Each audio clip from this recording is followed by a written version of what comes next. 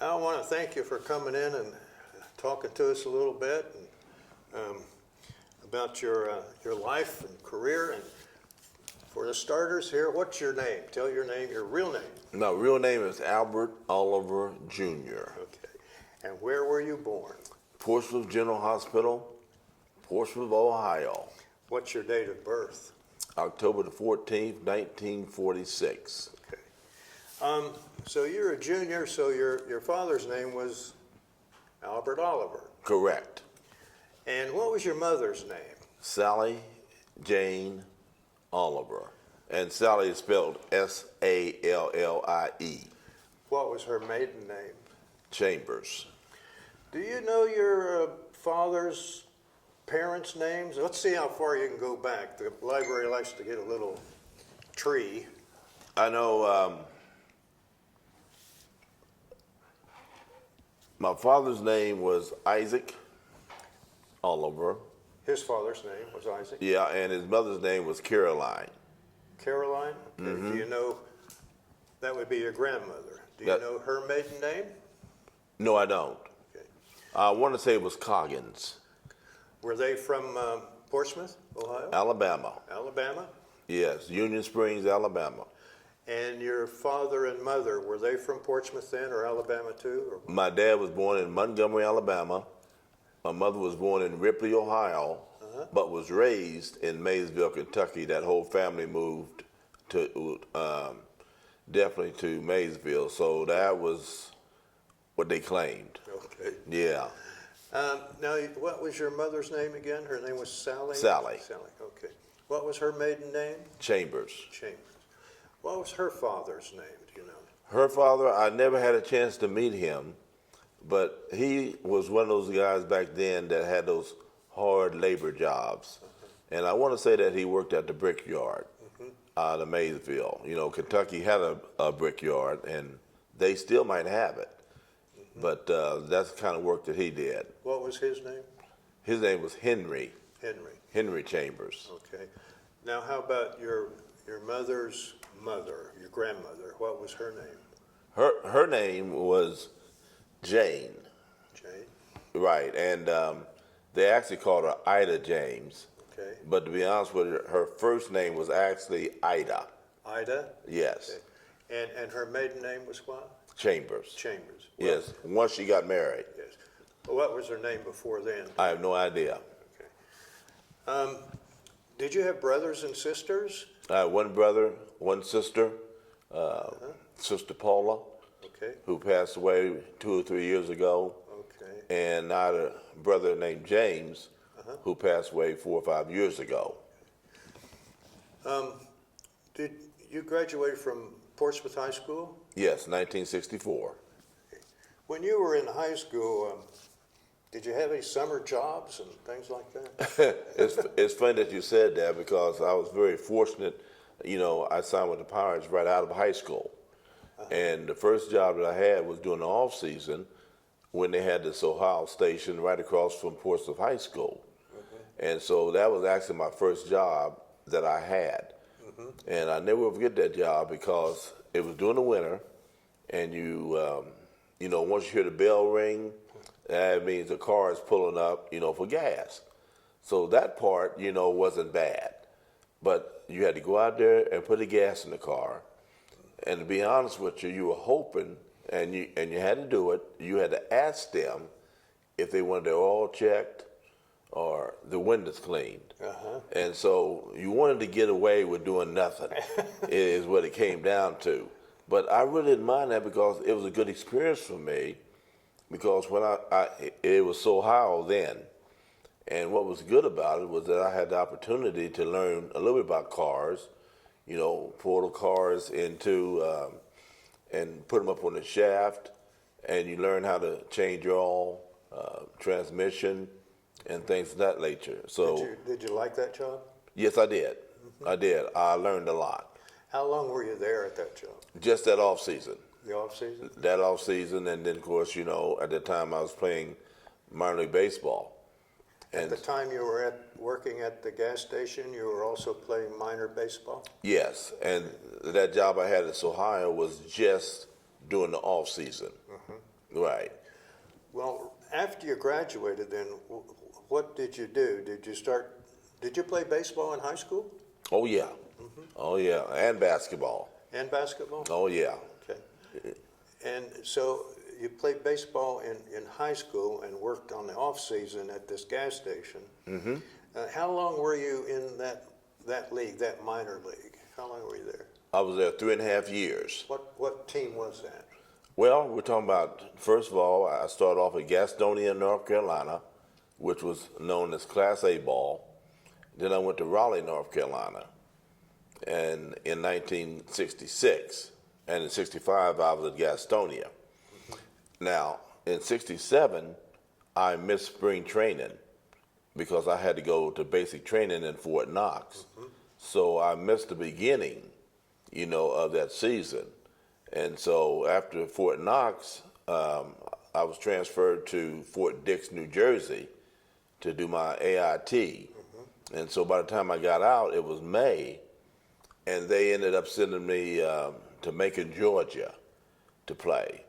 And I was just there for a cup of coffee because that actually was spring training for me. And I was just glad to get out of Macon. I see. Because that was a terrible place to play, especially if you were a person of color. Right. And, as we all know, back in the 60s and even to this day, the differential as far as people are concerned is not that great. We have good people of color. We have good people that are of the white race. But the fact of the matter is that it was really tough playing minor league ball. In Macon, Georgia, especially, I bet. Yes, and all through the minor leagues because all of our teams were in the South, except Columbus, Ohio. I came there in 1968. So that was a farm team, Macon, Georgia, and all those teams. Was that a farm team of who? The Pittsburgh Pirates. Pittsburgh, okay. Yes, and I was so glad that when I finally got a chance to play in Columbus, at least it seemed like I was in civilization. I see. I knew a lot of people in Columbus, and it was just a great town, for me to play in. Plus, we had a good team too. Well, how'd you end up in the Army then? I mean, was that regular? Yeah, that's a story. Go ahead. Tell me how that happened. Well, in 1964, they were doing a lot of drafting. And see, I thought that I was going to get out because in 64, I had a torn cartilage in my left knee, but they still sent me to Ashland for a physical. So I said, well, maybe, I've seen some guys get 4 Fs, because of injuries or surgeries and all, and I thought I was going to be slick and say that I had knee surgery, but it didn't matter to them because at that time, at 64 and 65, it really didn't matter. You had to be in bad shape not to get drafted. And so that's all how that turned out. But for some reason, I don't know what happened, but the Pirates or somebody got me into the National Guard. And I really didn't have to do active duty. Well, just like a lot of my friends that I graduated with and was in high school at the same time, they had to go into the service.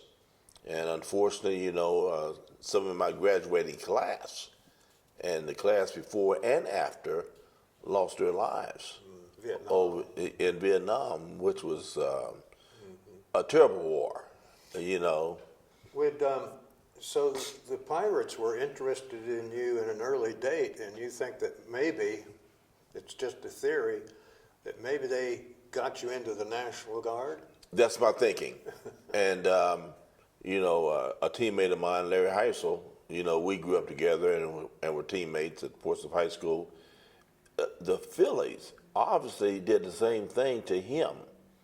There are quite a few players that I played with in the major leagues, and especially in the minor leagues, they were able to get into the reserves.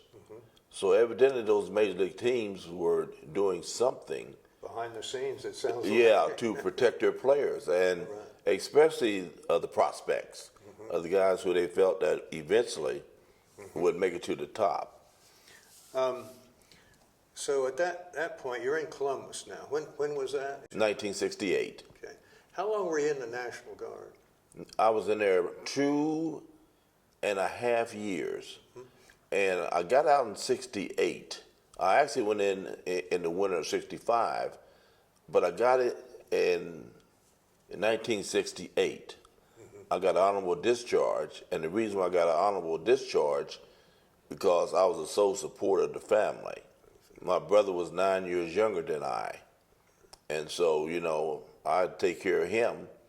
And of course, my sister had gone on to Cincinnati to nursing school. And so, you know, Jim was left here by himself, although I did have uncles and aunts who lived here. But they gave me honorable discharge as being self-supporting of not only myself, but helping Jimmy out because he really needed that. Your sister became a nurse. Yes. Did she work here, or where did she work? She worked at Mercy Hospital for a while. In Portsmouth, Ohio? Yeah, and then she eventually went to Cincinnati. Okay. What did Jimmy do, your brother? Jimmy was known as a chef. Chef? Jimmy was probably one of the best cooks in Souda County. You know, he went to Bethune-Cookman College for about a year. And he didn't stay long. And because he was struggling, because when we lost my mother when I was 11 years old, my sister was 9, and Jimmy was just 2, and he never got over that, you know, throughout his life, which is tough. You know, I don't know who told him about that, but you know, the fact of the matter is that not knowing what happened. You know, my mother had passed. I just got back from a basketball game, and they told me I need to go home, and I had no idea until I turned the corner and saw this big ambulance in front of what I thought was my home, and you know, not thinking that it was my mother, you know, who had passed, because Dad worked at Harbison Walker Brickyard at that time, and he came home and found her, and she had passed. And Jimmy was lying there next to her in the bed. Oh, how did she pass? How did she die? I have no idea to this day, because back then, you know, as far as the autopsies and things like that, you know, that's probably something that Dad wasn't thinking about. Yeah. Did your father then? He raised the family. You're with him and your siblings, and how did you go on beyond that? Well, going beyond that was he had a brother, he had a sister, and that was a huge help as far as Jimmy is concerned. Because at that time, you know, I had gone to play winter ball in San Juan, but they were back here, you know, supporting and helping Jim in which he needed. And so I was very fortunate in that situation to still have relatives here. You know, I had a couple other relatives here that helped. But back then, Portsmouth was a huge community.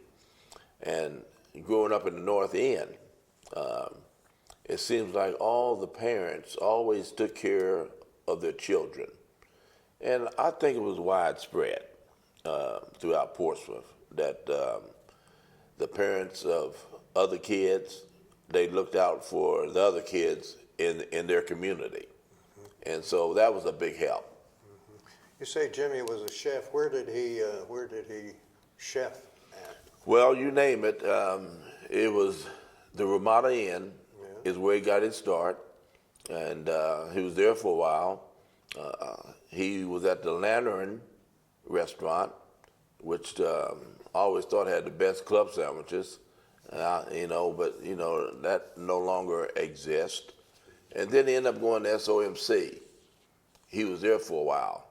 And SOMC, whatever the reason, they cut back on workers. And I really hated to see that because of all the people they should have kept would have been him. But one thing about Jimmy, he was a worker.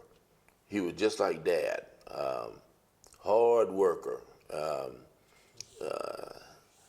I didn't get that from Jimmy or my dad. Okay. You know, baseball, you know, to me, of course, you know, playing baseball wasn't hard for me. You just show up and hit the ball and then go home. Yeah.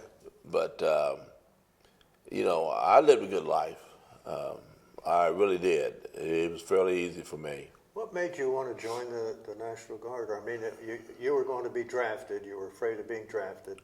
Yes. And you think that the Pirates, the baseball team, may have gotten you into the National Guard. So really my question is, did you like the National Guard? Did you like the Army, what you had of it? I like serving. You did? Oh, yeah. I was always a service type. Even to this day, you know, I would be considered a servant. Whether it's in the community, whether it's at church, that was something in my nature. That's how Dad raised me, to serve and help people. Where did you go to basic training? Fort Knox, Kentucky. What did you think of basic training? Oh, I enjoyed it. You did? It was cold. It was cold. But the two things that I had going for me at that time was the physical conditioning, which I was in shape, and the discipline, which I got at home from my dad. And that made it so much easier for me, you know, to be able to already have that. And the sergeant liked me for some reason. The sergeant did? He did. He made me platoon guide. And I guess he saw some kind of leadership in me. And I love being platoon guide. And the guys that was in my platoon, the words that they didn't want to hear was double time. And, and you know, I like to run. And we ended up having the best platoon. So basic was 8 weeks at that time? Yes, 8 weeks? 8 weeks. And what did you do after you got out of basic training? I went to Fort Dix, New Jersey. I was considered a light vehicle driver. You know, driving the CO around. You know, that was my job. I was a light vehicle driver, and that's the thing that I went to Fort Dix for. That would be your advanced individual training, AIT? That's correct. I guess. Okay. Yes, AIT. That's exactly what it was. How long were you there? 2 months. You know, in between Fort Knox and Fort Dix, did you come home? No, I didn't. They didn't give you any leave or anything? No. I mean, if they did, I didn't take it. What did your dad and your brother and sister think about you going in the Army anyway? Oh, they had no say-so. Dad knew that was part of it because he was in the service himself. Was he? Oh, yeah. And he was in the Army.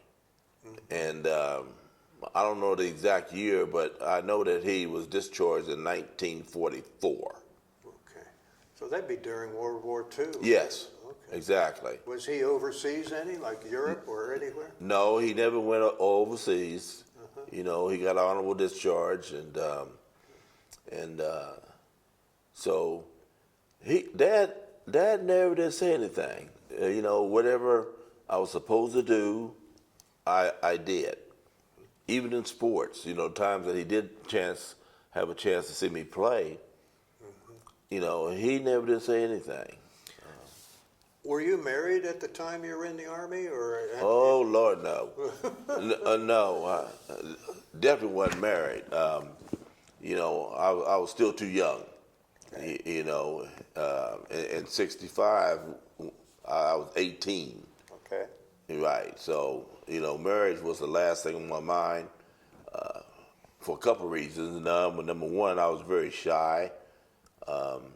The guys always kidded me, you know, about the young ladies, you know, like kryptonite was to Superman. Well, women were kryptonite to me, you know. So, no, girls was not a part of my life. Did you ever get married? Yes. Okay. When did you get married? I got married in April of 1970 Okay. in Pittsburgh. Pittsburgh.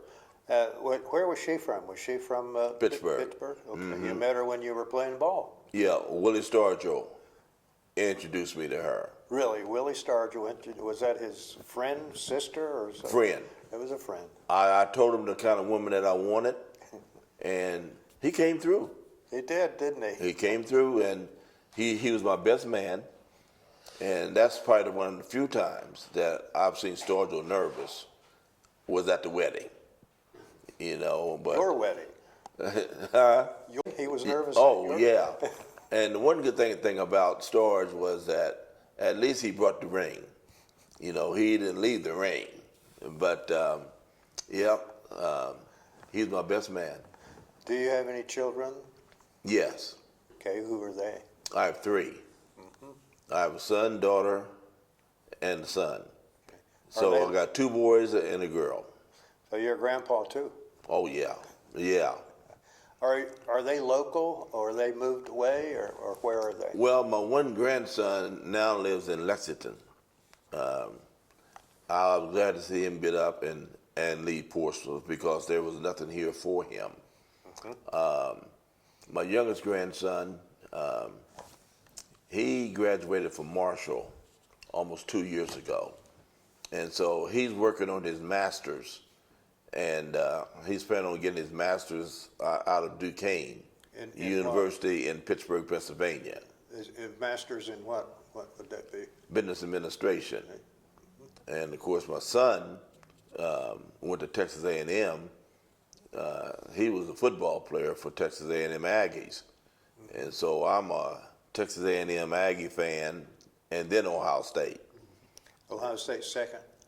Oh, definitely second, for sure, because you know they gave my son a full scholarship. I never had to pay any money, and really didn't have to pay any money for Ty, my younger grandson, not because of sports, but because of academics.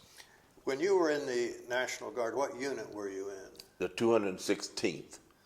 That's an engineer unit, isn't it? That's an engineer. Yes, right up on the hill at the armory. Okay, and were you ever activated for any duty? No, I was not. You know, you want to say that you're fortunate, but then again, if you're called, you got to go, whether you want to or not. Because when you join, that's part of being in the service. You know, sometimes there would be weather events, floods, or tornadoes in Ohio, and the National Guard would get called out for something like that. That didn't happen to you? They didn't have Not during my time. It didn't. You know, things were pretty much clear and free during that time. Now, were you ever? Now you have 2 weeks of in summer. You'd have to go for 2 weeks, right? Where did you go for the 2 weeks of National Guard training in the summer?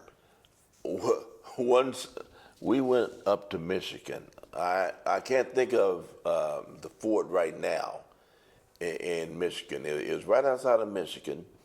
We went there for 2 weeks. And of course, you know, we had to, of course, sleep in the tents. Most people who've been in the service know about the type of food that we had. You know, we had those small cans, and most guys didn't like it, but you had to eat it. Sea rations is what they were called. And so some of it was good and some was bad. But what was tough about when I went for that 2 week thing, it was so cold. And once you got in the sleeping bag, you didn't want to come out of it. You know, you really didn't. But that was another great experience for me because being a scout, you know, we used to go out to Camp Oyo and spend the night and things of that nature, you know. And so, you know, we were a lot younger then, and we weren't worrying about snakes and things like that. And I wasn't concerned about that. You know, when we went to Michigan, we called it bivouac, and but that again was an experience for me, something that I had never gone through. You were a Boy Scout then? But I was a Boy Scout and a Cub Scout. Cub Scout. Yeah. What was your troop number? Your Boy Scout troop number? You remember that? Well, you're testing me today, but Number one, our Cub Scout was 33, and our Boy Scout were 8. Okay. And they came out of Beulah Baptist Church. Bruce Gilmore was our master, and then Troop 8 came out of Allen Chapel, and that was Amos White. And they both were great men. And one thing about the Scouts, it tied into our upbringing. You know, we had to be disciplined. You know, we never did act up around them. There was always a time, you know, throughout my upbringing where we could act up. But around adults, no. We just couldn't do it. When you were, when were you discharged from the Army? I think it was January of 1968. 68. Yeah, because the reason why I remember it being January because I was able to go to spring training in 1968. When you were in Columbus, you're playing ball in Columbus. What was the name of the team? The Columbus Jets. Jets. Yes. Okay. It wasn't the Clippers. No, the Clippers had not come on the scene yet. Okay. Well, is that what level ball was that in Columbus? Triple A. Triple A. That was the next step to the big leagues. If you did well in Triple A and you were a prospect, your chances of coming up the next year was pretty good. And we had about 4 or 5 players on that team that were scheduled to come up at the end of the year. But my concern was in 1968, my dad was sick. You know, he had worked at Harbison Walker Brickyard, and he had developed silicosis from that dust and lungs, in his lungs from working out at Harbison Walker Brickyard all those years. And Dad was a built guy. He never complained about nothing. And I never forget one day he came home and he said, "Son, I don't feel well." And when Dad says that, then it's time to call the National Guard. You know, that's the kind of guy he was. He never complained about anything. But I took him to the doctor, and that's what the doctor diagnosed him as having silicosis, and that was from the dust, all those years that he worked to raise his children, and I would always have respect for him because he made a point that we had food on the table, and he was a very spiritual man. You know, we went to church every Sunday. There was no such thing as having a headache or anything like that. And the things that I learned from him has helped me to this day. I remember when I was in the 4th grade, he said, "Son," he said, "2 things you must do. Is number 1, get your rest and stay out of the streets." And the one thing he emphasized to me, which applied to me being in the service and playing ball, and up until this day, he said, "Do not surround yourself with bad people, because if you do, you're subject to pick up some of their habits." And so most of the guys I grew up with were good people, from good families. We weren't in jail or anything like that. But the one thing that he always told me, and I don't do it all the time, but I'm just learning. He said, "Don't ever let anyone take advantage of you and tell you what to do if you know it's not right. Be your own man." When you were in the National Guard up here, it's a local unit. Yes. So you knew a lot of those people in the Guard with you then, did you? I knew quite a few. I remember Claude Duckworth, who you probably remember. He passed away maybe a couple of years ago, and I didn't know that he had passed, because if I had known, you know, I would have gone to the visitation. And then we had another guy named Nolan. What was his name? Nolan. Nolan. Was his last name. And he was the one that did a whole lot of hollering, you know, trying to scare somebody. And, I'm saying to myself, this guy not going to bust a grape. But that's what I was saying to myself, of course. I didn't tell him that. Was he your sergeant or something, or what? Yeah, he was kind of like the assistant. He was a sergeant, but he was kind of like Claude Duckworth's buddy. And he was tough. I interviewed Claude, by the way. He was in the Navy. Was he? Yes. He said the Navy had the best food. Oh, okay. Okay. He was a good guy. He was. I saw him from time to time, and that was the experience for me. Do you see any of those people around today? Are any of those guys around? Maybe 2 or 3 of them. And that, from time to time, I might see them. Are you a member of any veterans groups? I should be. Yeah. But that's something that Lee Bass has told me, that I should be involved, because most people in Portsmouth have no idea that I ever served. No idea. And I don't know if you even knew it. I did not. But, they've always looked at me as just an athlete. But I should be involved. Lee is involved a lot. Oh, big time. Big time. Yes, he is. I told this friend of mine, I said, now, if John hasn't interviewed Lee Bass, it's something wrong. Well, because he's the man. I think his interview went for an hour or something. It did. Yes. I watched it. Did you? Oh, yeah. It was a good one. It was a good one. It's a good one. Yeah, Lee did a great job. Is anyone else in your family in the military? You say your dad was in the military. Mm-hmm. Would any of your kids go into the military? No. At their age group, they weren't doing a whole lot of drafting. And I can't see my son, Aaron, in the military. How old is he? He's 47. And, he doesn't take too much to people telling him what to do.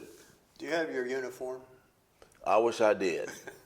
I wish I did. Do you have your baseball uniform? I have one. Because around the waistline it doesn't fit. I was going to ask if you could get into it. I can get into it, but they had to call the ambulance because I wouldn't be able to breathe. But I have a lot of memorabilia. From baseball? Yes. I bet. Mm-hmm. Yeah. And I got a couple from basketball, when I played at Portsmouth High School. But basketball actually was a game that I loved and still do to this day. Same thing holds true for my buddy Larry Heisel. We both were known as basketball players coming out of high school. And we would go to these reunions. And they would say, we were looking for you to be in the NBA as opposed to in the MLB. But we both picked the right sport. Was he ever in the service, Larry? No, Larry was in the same situation that I was, but Philadelphia obviously took care of him by getting him in the National Guard. He was in the National Guard too. Yes. Okay. And Larry got out early. Is he still around, local, or has he moved? Where is he? He's in Milwaukee. Milwaukee. Yeah, I'm the only athlete that came back. I'd like to interview him sometime. Mm-hmm. Yeah. Yeah, he very seldom comes back, maybe once a year. Now, he played for Philadelphia, you say? Yeah, he started off in Philadelphia, then Minnesota, then Milwaukee, and he was an excellent athlete. And he gained this bone spur in his shoulder, which ended his career. But he was a great athlete. Is there anything else you'd like to tell me about anything? How long were you in baseball? You were there for quite a while, weren't you? Yeah, from 64 through 85. 85, right. And that's a long time. That's a long career. Yeah, it is. You're talking about 22, 23 years. Anybody else other than Pittsburgh? Yes. Who was that? Texas Rangers. Rangers, yeah. Montreal Expos. And I really don't count the last 4 because they really didn't play me like they should have. But those were the 3 major teams that I played for. And I was very fortunate, to have played on the World Championship team, to win 5 divisional championships, and to win a batting title. So I had a good career. You know, things really worked out, and it all started here. You know, I have to give my dad a lot of credit, and the reason why I give him credit is because he never really had to correct me. You know, you see young people today, and it's sad to see young kids playing, and their parents are on the sidelines screaming and hollering at the coach. You know, I never could see my dad do that. But it was a good ride for me. Who was your coach in high school? Well, in basketball, it was George Heller was my basketball coach, and Harry Weinbrecht was my baseball coach, and Harry was assistant basketball coach. So, you know, that they both went hand in hand. You know, I always got a kick out of Coach Heller. You know, in tight games, you know, he started getting nervous, and Harry would take over with his clipboard. And Harry could set up some plays now. And when he set those plays up, they almost worked every time because he knew the talent that we had on that basketball court. He was a good baseball coach. But one guy I can't leave out at all, I can't leave him out, was Bill Newman. Bill Newman? On the Junior American Legion team. We had a great Junior American Legion team. And you talking about a hard worker. You had a title at one time. Did they get a title? I think they got the title. I'm trying to think if it came after or before me. But I know that we went to the state, but we never won it the years that I was there. And he was a great coach. And the thing that I always liked about him, you couldn't loaf. He didn't care who you were. He had no favorites, regardless of how good you were. It just didn't matter. He was a great coach, and I wish I'd have played for more coaches like him. They need coaches like him in the major leagues. Who was your coach? Who was your manager at Pittsburgh? In the big leagues, it was Danny Murtaugh and Bill Verdon. Verdon? You had Bill Verdon? Yes. Okay. I had him twice as a manager in Pittsburgh and a manager in Montreal. He was a character, wasn't he? He was very stern, very strict. You know, we always called him, you know, the lieutenant because, you know, he didn't smile a lot. And he was serious. You know, he's a guy that you had to be very careful about laughing and clowning because he wasn't for that because he was the same way as a player because he was on the 1960 World Championship Pittsburgh Pirates team. And he played alongside of someone else from Portsmouth, and that was Rocky Nelson. You know, Rocky Nelson was on the 1960 Pittsburgh Pirates World Championship team. But I had some good managers. Murtaugh that sat back. He never said much. He just let us play. And that's what I call a good manager, is when you know you had a talent, you don't need to say anything. The only thing you have to do is just write the lineup card out and let them go out there and play. One question I want to ask you. What do you think of the DH in the National League? It's good, and I'm going to tell you why it's good. Because it's in the American League. How can you have a DH in one league and not another? Either you have the DH in both leagues or don't have it at all. Because what happens is during postseason, that is what causes the problem. The team in the National League in the past, you know, they had to change things around. And then in the American League team, if they played in a National League city, they couldn't have the DH. So it should always be level ground. It should be even. And so for that reason, I'm for the DH in the National League because now you got a level playing field. And they've changed so many rules, Yeah. too many rules. Guy And- on second, extra innings. Isn't that something? Yeah. I can't relate to that. I can't relate. You know, baseball is one game that they should never changed. Well, you know about the DH, we'll never see a pitcher smack a grand slam again. You probably won't. They won't be batting. Right. You probably won't. You That's know. happened, you know. A pitcher has gotten a grand slam. Right. That's happened. The only one that has come close is this Otani. Yeah.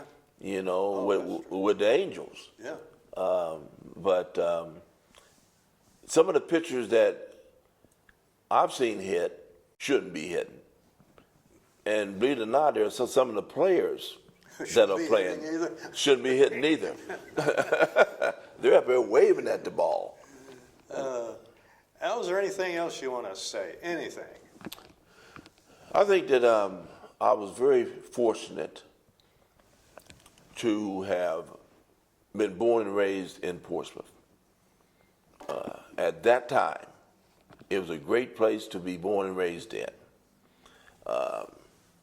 It's very difficult now for young people to be born and raised in Portsmouth because there are so many problems in Portsmouth. The lack of discipline is one thing. Kids are just running wild, doing whatever they want to. The parents are afraid of the children. Who ever heard of such? There is no way that my parents would have been afraid of me. If anything, I was afraid of them. But now, kids talk back to their parents, and they won't whip them. You know, we got whippings. And I tell my daughter this, you know, we got whippings back in the day. But you know what? We are still alive. And that evidently worked. Although I've lost a lot of friends, but it wasn't because of the whippings. You know, we were very disciplined children. It wasn't no back talking and things of that nature.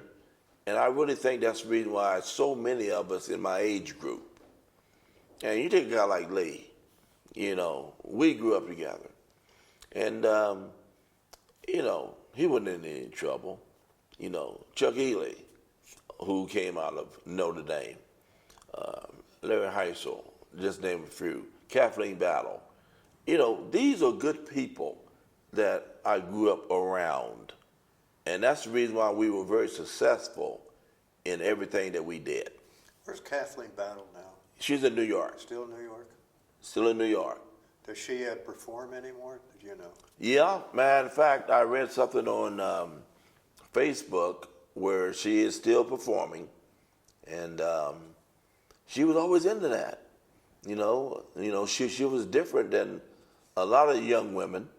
You know, most of them played softball in high school, but you know, the thing about it is, you know, I played ball with her brothers, but Kathy was always into singing, the opera type.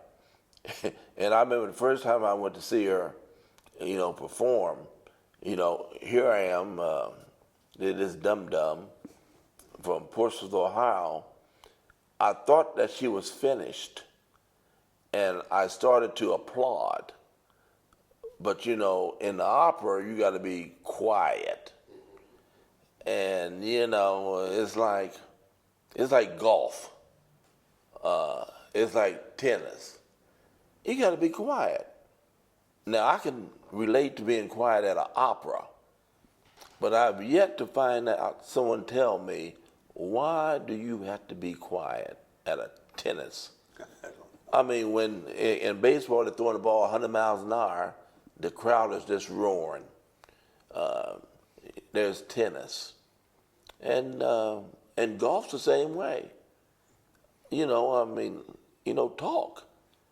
You know, concentrate like we did as baseball players. Where did you see Kathleen Battle sing when you saw her? Was that in New York or somewhere? Oh, I've seen her at several places. New York, Chicago, Texas. Okay. Yeah, I've seen her fairly often.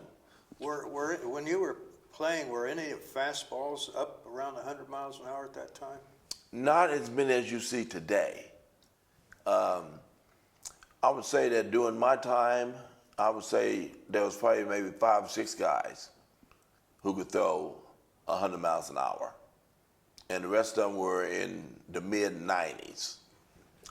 Nolan Ryan was probably the hardest thrower during my time. He would throw the ball 100 miles an hour. Well, I really appreciate your coming in and talking. I've asked you once, I'll ask you again. Anything else you want to say? No, I'm just glad that I was born and raised in Portsmouth at that time.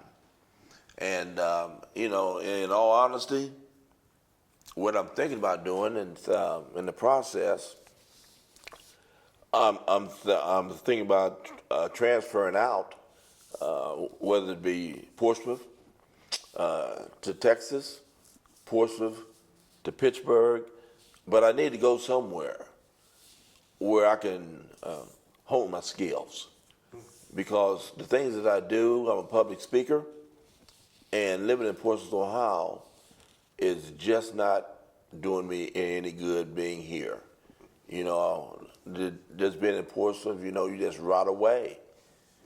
And the only thing that has kept me going in Portsmouth has been a member of Kiwanis and going to church. But who's going to come to Portsmouth? Do you still have family here in Portsmouth? Do you have family here in Portsmouth? My daughter lives here. Your daughter does, yes. Yeah, she does hair out at Fantastic Sam's. You know, that's a promotion. And she does a real good job. My youngest grandson, he still lives here. And he's planning on leaving too. And so I would say within the next year or so. Something has to change, huh? Oh, yeah, it has to. Because I don't see anything happening that would keep me in Portsmouth.